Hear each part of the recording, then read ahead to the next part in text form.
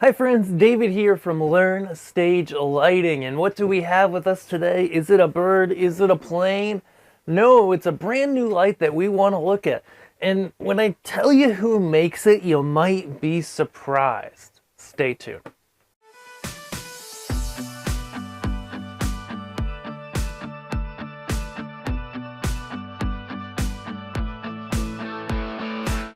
Okay, so you may have seen it in the intro, but in the title, but this is the new ADJ Focus Profile.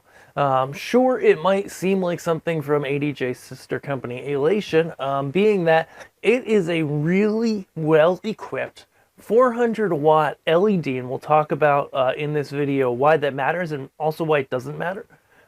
Source. It has all the things, literally all the things. So it's bright. It's got Gobos, color mixing, full framing shutters to crop that beam. There's really a lot that this light can do. And honestly, the feature set and brightness rivals fixtures that weighed, 20, 30 pounds more that I was using just a few years ago. And those weren't LED. Not that that bears on the weight. So let's dive in. I want to, in this video, give you my first impressions. Then I'm going to link to the full video review that I'm doing over on Learn Stage Lighting Gear, and then also a comparison that we're going to do between this and the ADJ CMY 300, which is another one of their higher end units in the ADJ line that honestly is a really good light that doesn't get covered enough. And we've seen good success with these, and so this guy is kind of like almost an updated version. It's a different light. So let's talk about the physical. Okay, so first of all, it is like 62 pounds. It's not the lightest guy ever. It's not huge though. Specs are all on the website. It's about maybe 18 inches wide and deep. Tall, it's going to be around 30 or so inches. But again, just review the site for the specs, right? ADJ and Learn Stage Lighting Gear have those specs. The head itself is very sleek. Looks like a lot of other fixtures, mostly because when you have a high-powered LED and you have to cool it, this is kind of the way to do it with some big fans on the back. Now, ADJ promises, I believe this is 46 decibels at 3 feet, and that's really neat because that's really quiet. Given that this is a light that physically, we'll talk about that in a minute, could be 50 feet from what it's shooting at and still be quite bright. Okay, pan and tilt locks are enabled. You can lock it straight up, but if you get a road case that custom made that does other things like the popular tilt down, there are multiple positions for both the pan lock and the tilt lock. I shouldn't say that before checking the pan lock. Yeah, there's multiple positions for pan and tilt. Handles on the sides. Oh, you guys can't see that here. Oh goodness, that's heavy after lunch. But we'll make sure we include a little bit of footage of that too. Okay. Other than that, nice build. Definitely feels quality. Doesn't feel cheap, which is probably good because this is a quality fixture. It's not the cheapest thing they make by any means, but what we're gonna see here in terms of the output it provides and the amount of stuff you can do with it, you can see why it's not the cheapest light in ADJ's line, but it can be worth it. So this video, like I mentioned, is going to be pretty long. It already feels like it. No, not really. We're going to turn it on. We're going to plug it in. We're going to show you every feature that this light has. Show you some different ways to put them together. Then come back and review it, okay? So you can get our opinion on it. And last but not least, compare it to another light, all right? So thank you so much for watching. If you're new here, subscribe. And if you are looking for any gear, including the Focus Profile, head over to Learn Stage Lighting Gear. Get your personalized quote today. Let's dive in. Okay, so we're going to plug this into our good old strip of power over here on the wall. I'm going to get real close to it so you can hear it. Yep, it's quiet. Okay, that is impressive how quiet this is. Okay. And I believe I turned the locks off. Yeah, so it should be... Yeah, it's good. All locks are off. It made a little noise on boot up as I dropped my microphone. Sorry, everyone.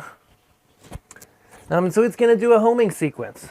On board, just so you are aware, 3-pin and 5-pin DMX and network in and out. It uses a PowerCon True 1 for its power, and it has a through on that too, which is pretty cool.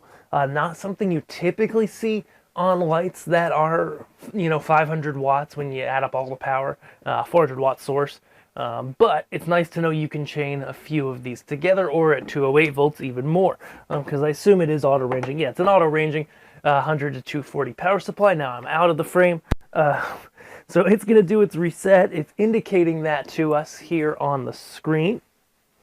And then once that gets going, we're going to set a mode and an address, okay?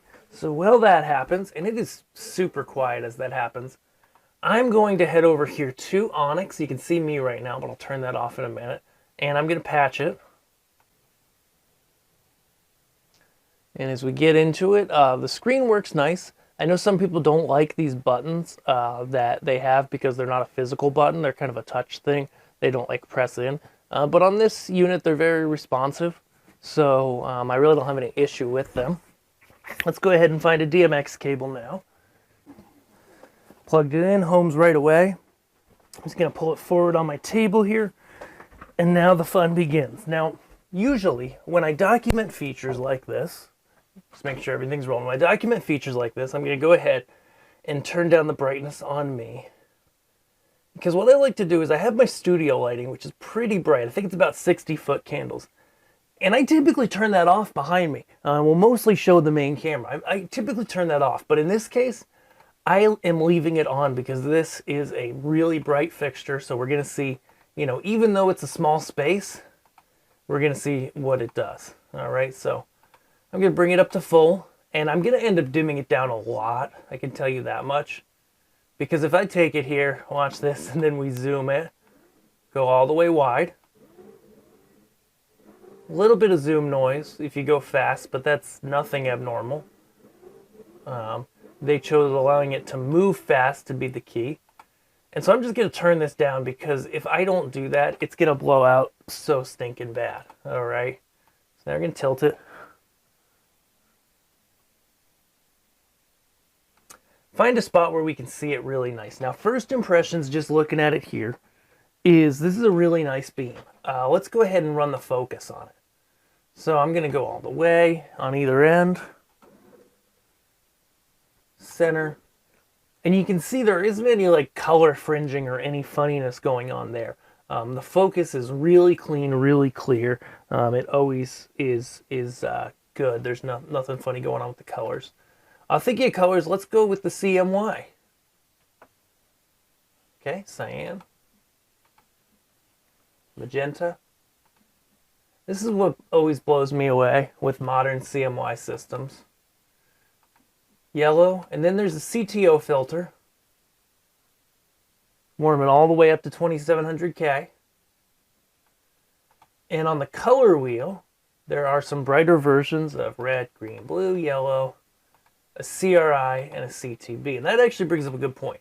So there's a CRI filter here that enables the unit to get a little bit better of a score on a color rendering index. And so I'm going to grab my meter, because I have a CRI meter, and take a quick shot of it. I know my studio light's on, but it'll be close.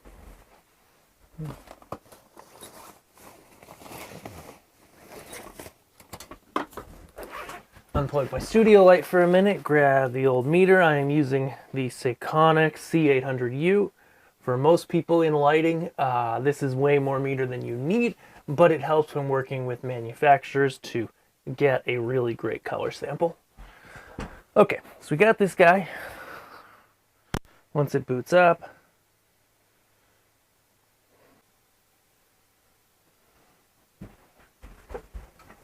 and we are seeing a CRI reading of 85. Maybe I will leave that light off just so I can see what this guy's doing. So we've got a variety of great colors in there. Those seem to work back. There are dimmer curves. So by default, that is linear, but you can change it. And so if you feel like you don't like the curve as well, sometimes people like to see the S curve on the dimmer.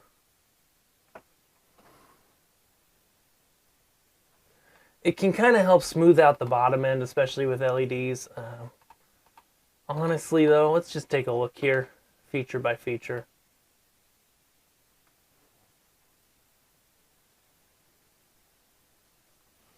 I don't know. I'm pretty picky. I like to see a good dimmer curve, and I'm not feeling like the normal one is a problem. There's a strobe in here. Let's look at all the strobe options. So first we've got a regular strobe.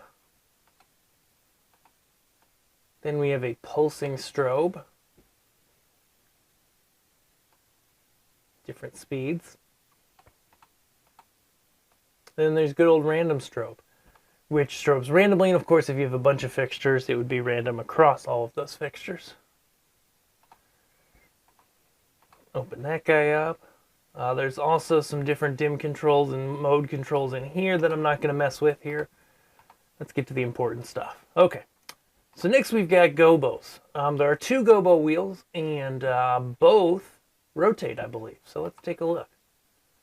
So Gobo 1, we're going to get in focus here.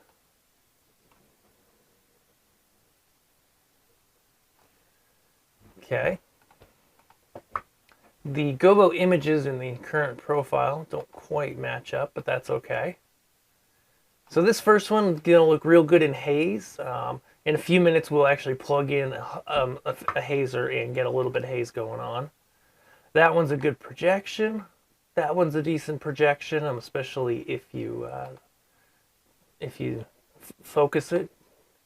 So yeah, the Gobo ordering in the unit I have doesn't match the profile, which either means that this demo unit that I borrowed from my local ADJ representative either is not the latest or it got changed, but that could easily be updated, so I'm not going to hold anybody on that.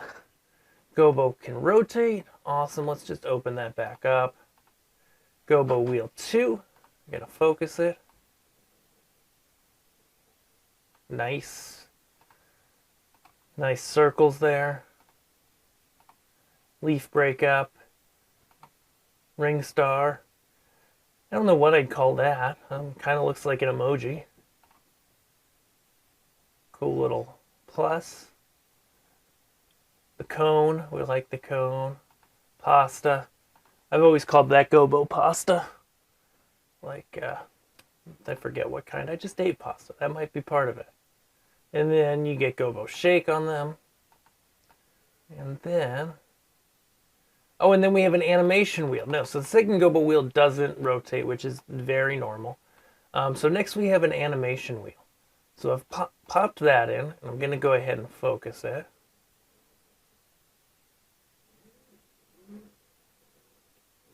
Okay, so at this zoom, and this is key, this happens sometimes with animation wheels and Gobos.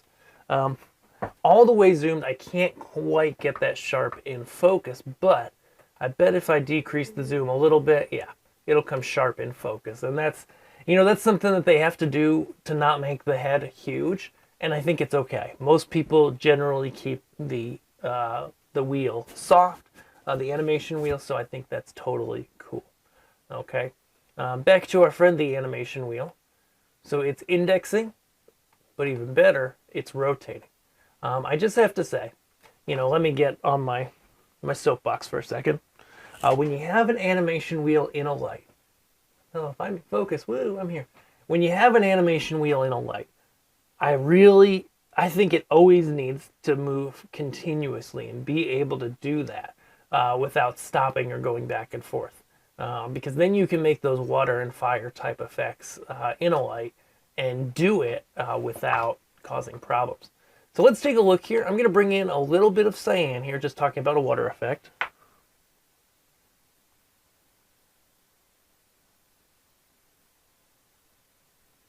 I mean, yeah, at this focus distance at 30% from about 30 to 40, I can see a little bit of places where the color is not perfectly smooth across the light. But then a lot of the range here, the color is really nice and smooth. Okay, so already that's kind of a water-like effect. But now when we have Gobos, what's always cool to do in lights like these is take 3 Gobos and morph between them. Okay, so this is something called Gobo Morph that a lot of fixtures can do. This one should be able to. Where I go from first the animation wheel on the focus. then I can put the next gobo in focus completely. Now the animation wheel's still there a little bit, and that's typical.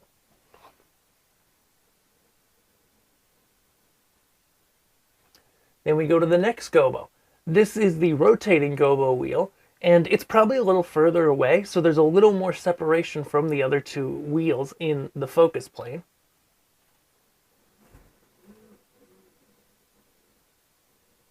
And so what's cool is, I wouldn't put all three in because you lose a lot of light, but you can go between animation and either of the gobo wheels just by racking the focus back and forth. And as you can see, like I talked about, you can kind of make that water effect where, you've got these different gobos in. Let's find a good one.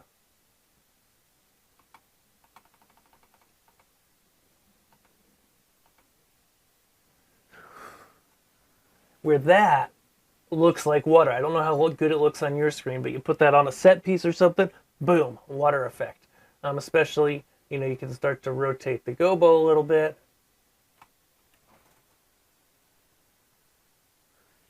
And now it's really moving. And this light seems like it can do those well. Let's look at the next stuff. So I know there's some prisms in here. There are 2 prisms. So first we have a 3-facet, which I'll take the gobos out in a second. And then we have a bunch of facet. I think this is a 4-facet linear. Okay? And we can put them in there together. And we can rotate the first one.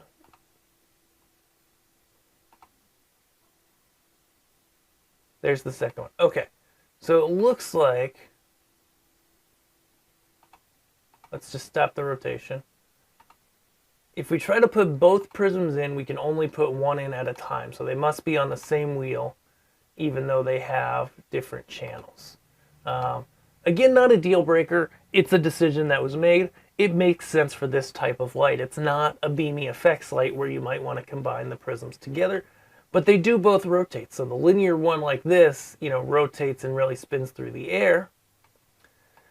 The non-linear one just spreads it out wider. Okay? Now let's go ahead, like I promised. I'll pull these gobos out of here. And the animation wheel.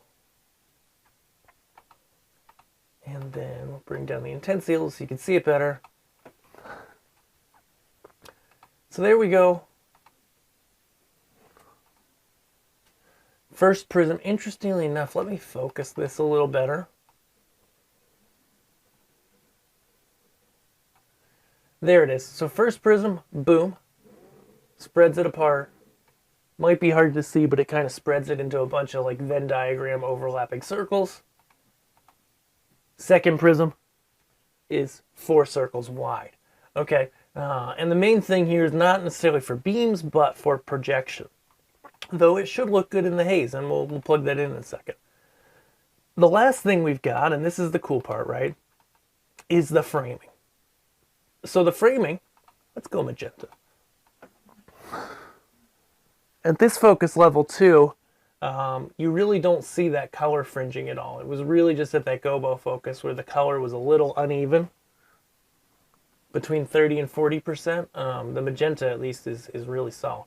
So let's go full magenta, talk about framing. Okay, so typical framing assemblies, and this one too, have 2 motors per frame. There are 2 ways that they work. Okay, the first motor always brings in the frame. Now it's not quite full curtain, it doesn't quite go to the other side, but it does well for making shapes, for being able to crop off set pieces, etc.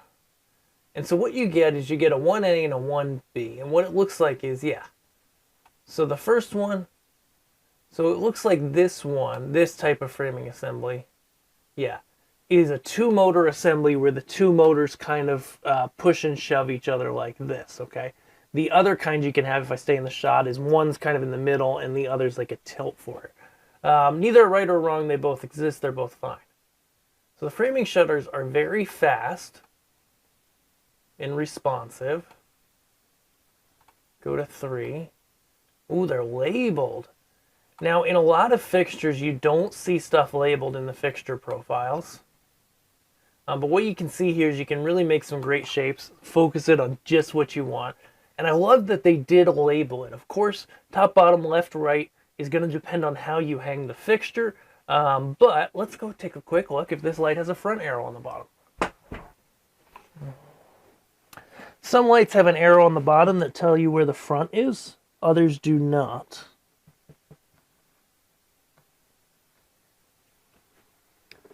This light does not. So I'm going to assume if you make the front be the screen, then it's top, bottom, left, right. It may not be right otherwise.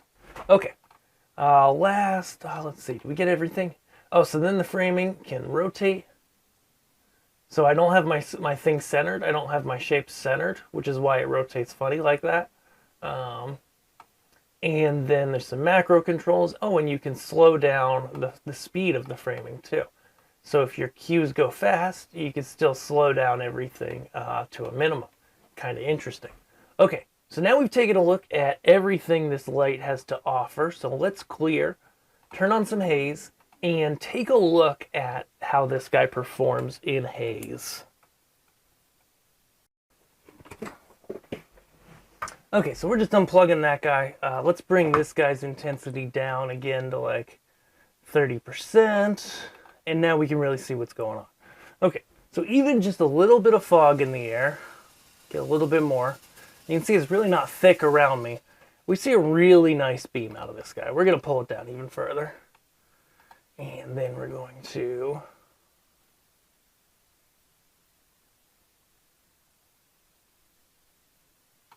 so the beam looks really pretty nice in this camera, really nice in the other camera. So let's try this. Now I think this is better. So this is not necessarily a beams in haze type of fixture, but I think it's important to look at, and it can be used that way. So colors, we saturate those colors up. Obviously going deep like that still makes a nice, really nice UV actually. Nice red. But usually you got to go to the color wheel for that. Let's just pop it in a nice orange for a minute. It's not blowing out the camera, and it's at a very low percentage. And then we're going to look at our Gobos. Gonna focus that up. The loudest noise, or was getting before, is really with the fans. The loudest amount of noise you hear is the movement of the features inside the light itself. The fans itself are pretty quiet. All right, so I'm putting this. Yeah, so this first Gobo, I'm going to pop it up a little bit for the main camera. Oh my goodness, that looks so good. All right, so this first Gobo is some linear dots. Looks really good in the air. And this is one of the rotatable ones.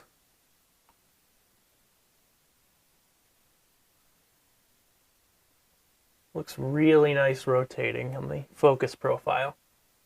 Let's just leave it rotating at the next one. This one's a busier Gobo, so it's more of just a breakup in the air, right? It's not like, looks cool, but it's not so defined.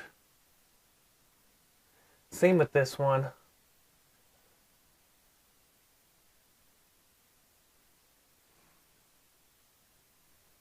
Right, this is a cool one. Let me put that in focus so I can see what it is.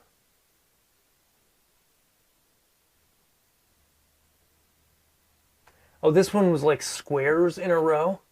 And that one looks really cool. Usually there's circles in a row with Gobos like these, but that one looks pretty epic in the air. It's interesting to me that there aren't any colored Gobos. I always liked Gobos with some color in them, but at the same time they do limit you. So this was the pasta one. Some dots. Again, a lot of these are more geared towards shooting on objects, but they look really good. They still look good in the air. Next, the fixed wheel is going to have generally better in the air Gobos, and when you combine those with the prisms, a lot of times you get some really great stuff. This is the first one. Just sharpen it up so I can see what it is. Yeah, this is a circle of dots. Looks great. That's more like a leafy breakup, not amazing in haze as typical. That's a circle of rings. Do I have a prism in? No. That one is like a triangle. So, oh, that one's this funky, yeah, this funky, looks like emojis. This one is a funky little plus sign. It looks cool in the haze. I'm going to get a little bit more going on. This one's a cone, which is a circle with no center. Very standard Gobo. You see that one a lot. This one looks like pasta. And this one is 3 triangles with a funky Pac-Man thing in the middle. And they all look good. Like when we're talking about Gobos in the air, you know, it's 1, 2, 3, 4, 5. So I'd say 6 out of the 7 on the fixed wheel are really good in the air. And really just 1 or 2 on the rotating wheel are good in the air. Maybe 3. Let's go ahead, like I mentioned. So these fixed wheel ones often look really good with the prism. So like this one's like the triangle one, or the funky emoji. And if we go ahead and put a prism in it, you can see our 2 prisms. This is the linear one. We'll give it a slow rotation. That one looks really cool. Let's play with the zoom a little bit.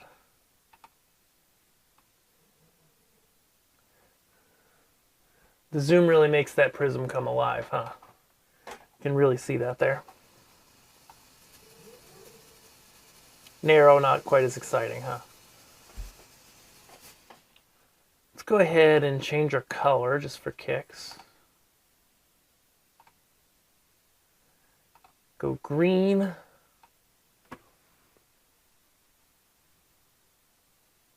Oh man, these Gobos look great on both cameras.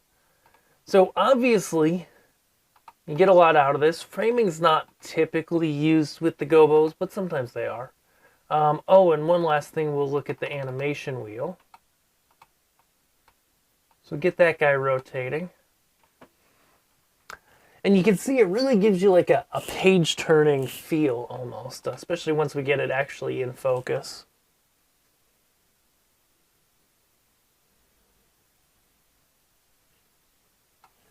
And so yeah, you get the animation wheel in focus. It's not quite in focus because I got to change the zoom a little. But by far, it looks really nice. And so movement, let's go ahead while we're here and just do a little bit of movement.